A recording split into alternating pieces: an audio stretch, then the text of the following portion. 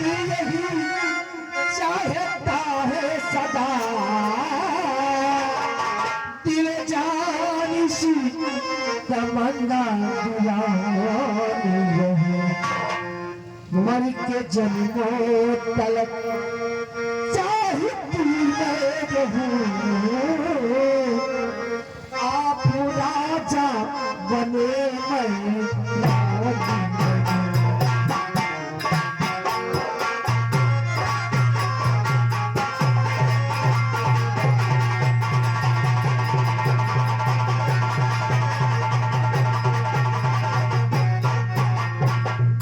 मर के जन्मों तलक चाहती मैं रहूं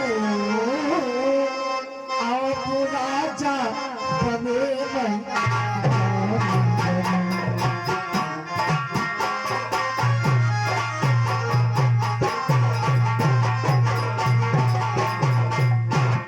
स्वामी आज कितनी खुशी के बात है और इस हवेली में आज खुशी ही खुशी डगमगा रही है।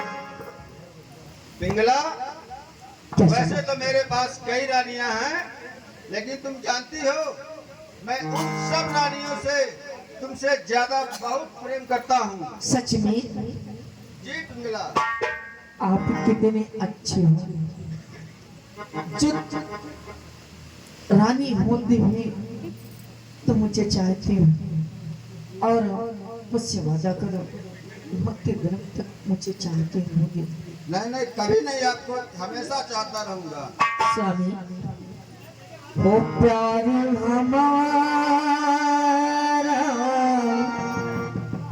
अमरी रहेगा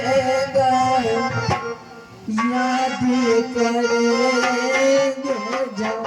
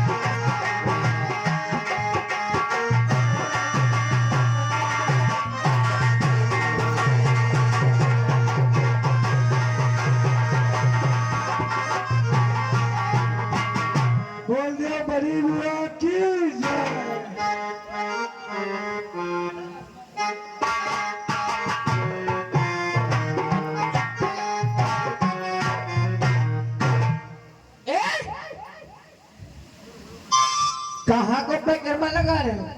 बड़े बाबा का। बड़े बाबा का इस वक्त एक लोग से पूछन भी आपको दवा धाम जाना है, कहीं यहाँ रास्ता पकड़ लियो चले जाओ। सीधे बस अपनी देर चले आओ। आपको ये सीधी डगर दिखाई दिया ये रोड दिख रही थी, हम इसी में चले गए। और आपको कुछ दिखाई नहीं दिया? कुछ नहीं दिखाई। सही बताना।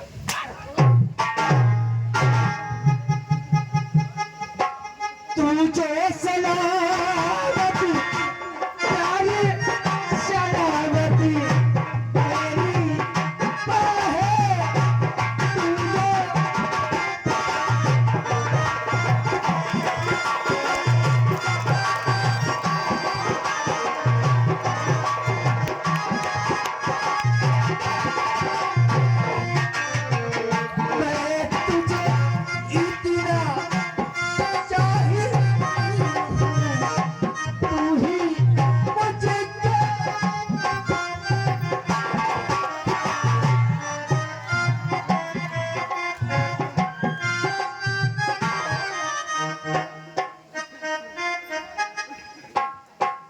महारानी जी, भूख ला खाना दे दियो।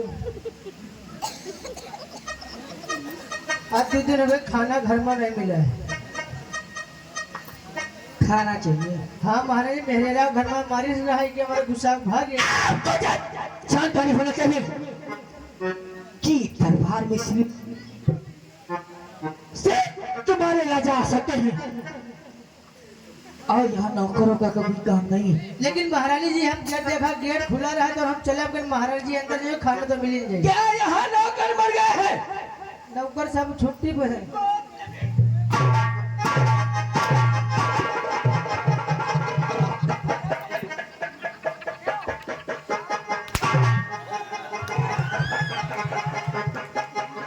अब महाराज जी खाना मिलेगा, अब खाना मिलेगा, अब नहीं गया।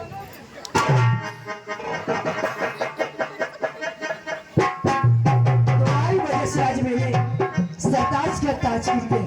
हेलो, देखिए इधर महाराज और महारानी आपस में एक दूसरे से बातें कर रहे हैं और इसके पश्चात वो अपने महल में विश्राम करने के लिए जाते हैं और देखिए उसी में रहना था तो क्या होता है।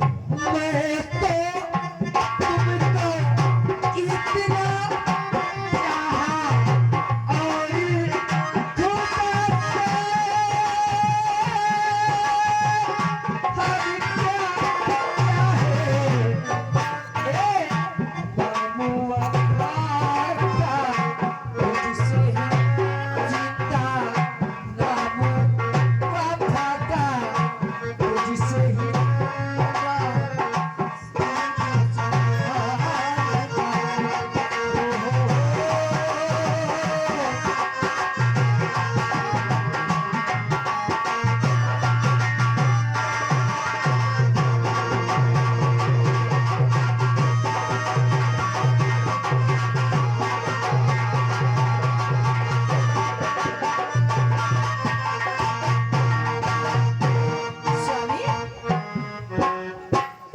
स्वामी, अब मुझे हाँ, पिंगला। अपने कच्छ में जाना चाहिए क्योंकि मेरा टाइम हो चुका है।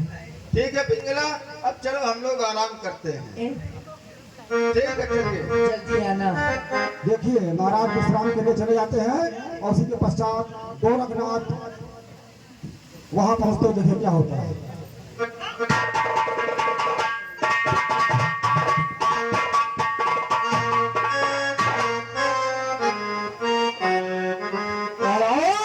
निरंजन, कल्याण हो।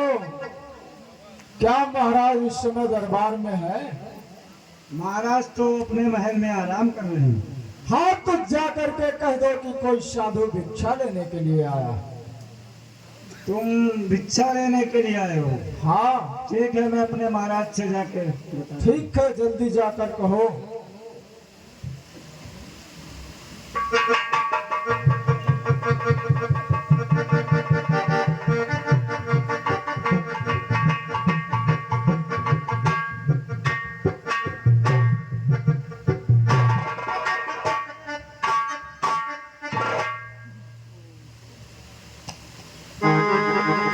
स्वामी, मुझे ऐसा लग रहा कि हमारे दरबार के बाहर कोई भिक्षा लेने के लिए आया है।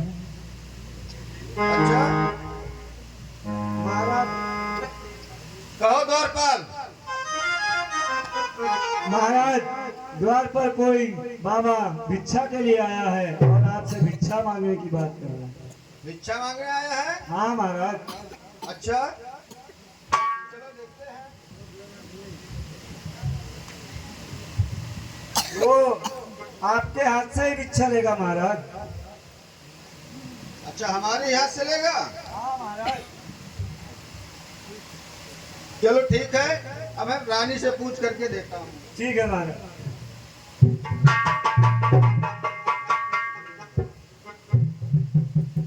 स्वामी, क्या बात है, तुम कहाँ को जा रहे हो? मैं जा रहा हूँ एक ब्राह्मण को भिक्षा देने। ब्राह्मण को भिक्षा देने? और आप देखो, ये दरबार में इतने नौकर और इतने दासी किसी लिए रखा गया है। ऐसा करो स्वामी, भिक्षा ही देना है तो किसी नौकर के हाथे भिजवा दो। चलो ठीक है, हम तुम्हारा कहना मान लेते हैं।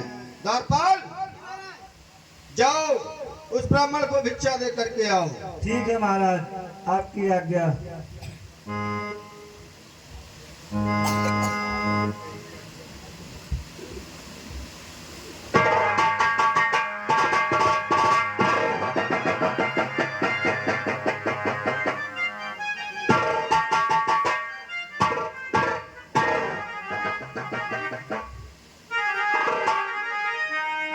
महाराज को अपनी पत्नी की इतनी ज्यादा आसक्ति है कि उनको ये भी नहीं पता कि द्वार पर संत आया हुआ है और संत गोरखनाथ द्वार पर खड़े हैं।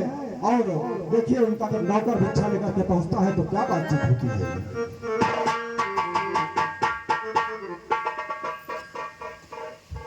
क्या हुआ, ले आए भिक्षा? हाँ महादेव सिंह भिक्षा ले आए। तो तुम क्या भिक्षा लाए? महाराज रानी के साथ आराम कर रहे हैं और बोले जाओ भिक्षा दे दो। तो ले जा अपनी भिक्षा। अरे महाराज धरधरी, तू मेरी माया को नहीं जानता है, तू मेरी माया को नहीं जानता है। अरे धरधरी, तुझे मेरे पास फाटक टकाने का समय नहीं है। जैसा मैंने सुना था तू तो वैसे भी आगे निकला भरथरी। तूने मेरी माया को पहचाना नहीं। ठीक है भरथरी, तू भिक्षा लेके नहीं आया तो कोई बात नहीं है। मैंने गुरुदेव से वादा किया था तो तुझे जरूर लेके जाऊंगा, लेकिन जाने से पहले मैं ये झोली तेरे फाटक पे टांग के जा रहा हूँ और मैं अब इसी समय अपनी माया तेरे नगर में फैलाऊंगा। फिर देखता हूँ, मैं जा रहा हूँ, फिर देखता हूँ कि तेरी रानी तुझे कितना प्यार करती है राजा भरथरी। और मैं उसी समय जा करके एक गरीब मानव का वेश धारण करके और तुम्हारी नगरी में फिर से आऊंगा और तब मैं तुमसे नौकरी की याचना करूंगा और तुम मुझे नौकरी दोगे भरथरी। उसके बाद तुम्हारी रानी मुझे देखेगी तो मुझ पर मोहित हो जाएगी। फिर देखता हूँ तेरी रानी तुझे कितना प्यार करती है। और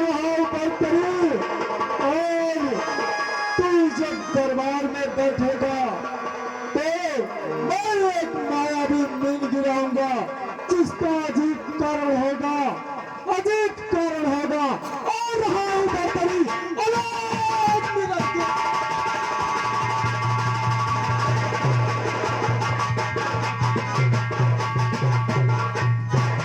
गोरखनाथ नाराज हो जाते हैं और वो अपनी झोली वहीं टांग देते हैं। और इधर देखिए गोरखनाथ अपना वेश अस्तपाल का बना लेते हैं। अस्तपाल का वेश बनाने के पश्चात वो पहुंच जाते हैं महाराज के द्वार पर नौकरी को मांगने के लिए। और उसके पश्चात देखिए क्या बातचीत होती है द्वारपाल से जब गोरखनाथ की मुलाकात होती है। जब गोरखनाथ की मुलाकात होती है द्वारपाल से उनसे क्या बातचीत होती है, आगे का सीन देखिए आप सभी के सबकी सिया राम हमारे चलन की बेला।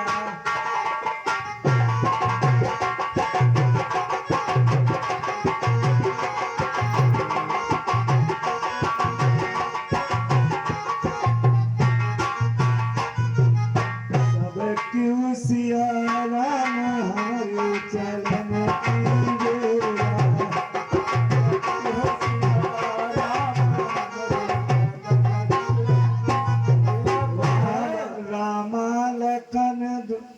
कोई है भैया?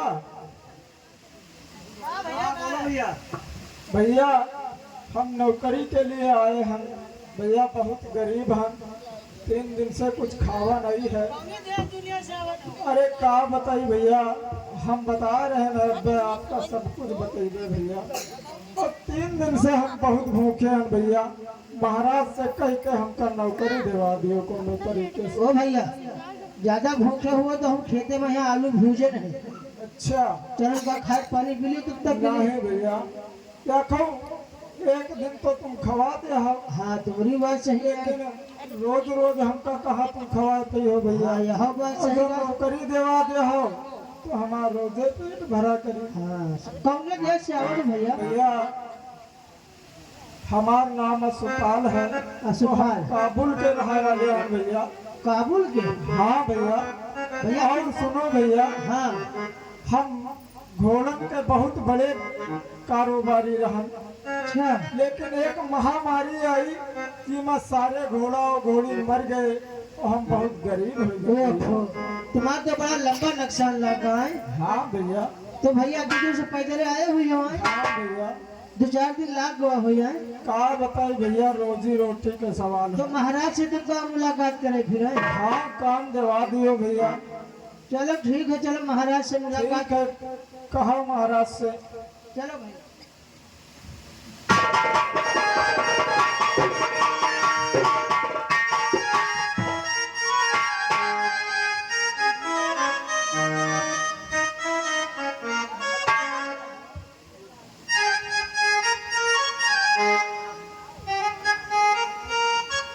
महाराज